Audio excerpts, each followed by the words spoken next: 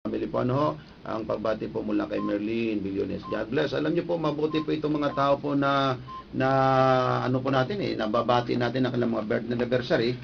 At napaganda po mga kaibigan na kahit po paminsan-minsan ay naalala naman po Well, mahal ko mga kaibigan, dito po ngayon na partner, i-interview mo ng konti. Nandito po ngayon ating nanay dito. Okay. At Nay, magandang tanghali sa inyo. Kumusta po kayo? Mabuti naman po. Gusto ko pong bumati, magandang, mapagpalang tanghalian sa inyong lahat. Mga nakakarinig sa programang ito. Alam nyo, mahal ko mga kaibigan, i-interview po ng sandali po ni Partner Warren po maya-maya po. Ito pong si Nanay. Pero alam nyo po, ang pangalan po ninyo talaga ay Anita Yellow Pinky. Pinky yung palayaw. Limbaga. Pinky po, Pinky Limbaga po siya.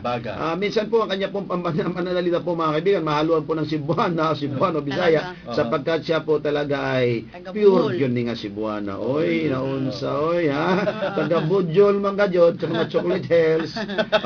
Right, mahal ko mga kaibigan, ito po yung amin pong sinabi sa inyo, mayroon pong karamdaman, ngunit dito po mahal ko mga kaibigan, kanya pong ilalahad po sa inyo kung ano pong naging sakit niya. Paner? Nanay Pinky, napakaganda po na kayo po amin nakasama po sa ngayon. Sa amin po mga tagapagpakinig, makinig ko kayo ng mabuti dahil ito po ay malaking tulong po sa inyo. Si Nanay Pinky, Nanay, ikwento nyo nga ho sa amin, kung paano ho kayo nagkaroon ng kagalingan sa inyong karamdaman. Ano ho ba ang unang naramdaman ninyo? Ano bang simptoma? Paano kayo nagkaroon ng sakit po niyan? Ako po noon, 2004, nakaroon na po ako ng karamdaman na hindi na ako makatayo.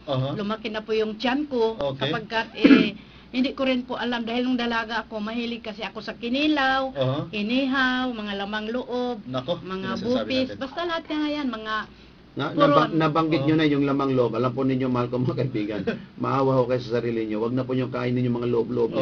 Doon na lang po kayo sa lamang labas. Pwede pa. Kasi kahit mga doktor po nagsasabi talaga po yan, medyo tanggapin man natin sa hindi. Ang bibigo ang sarap po sa bibig lang po yan pagpasok niyan. Ano po bang naging sakit ninyo, Nay? Ikwento nga po niyo sa amin.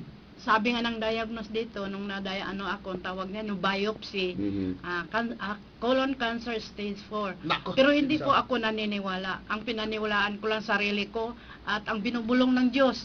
Kasi napakalaking tiwala ko sa Diyos, kaya yun, ako kaya nga po, kahit stage 4 po kayo, parang binabaliwala nyo lang. So, inyo pong sakit ay colon cancer po? Colon cancer.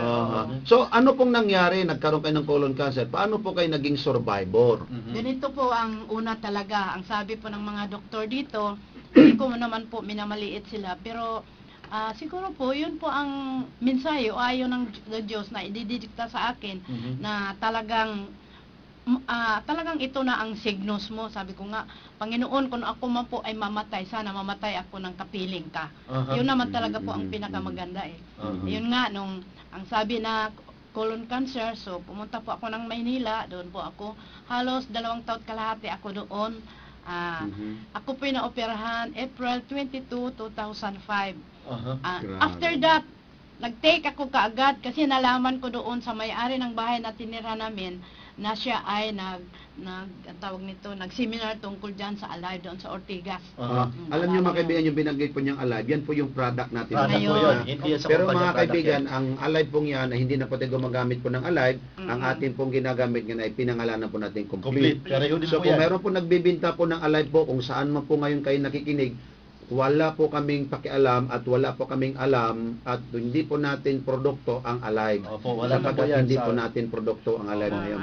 Ang Alive po kasi mahal ko mga kaibigan, kinukopya-kopya ng maraming tao. Yun ang sinasabi natin. Nagsasabi ng iba na, ito po ay mura lang dito, ba't sa inyo mahal? Nung ininom nila, naku, sabi nila si Mano, ay, unsa may tayo, mura man di ay. Ibig sabihin po, gawa lang po pa lang naman. So, dapat po kumuha ko kayo sa mga totoong distributor. At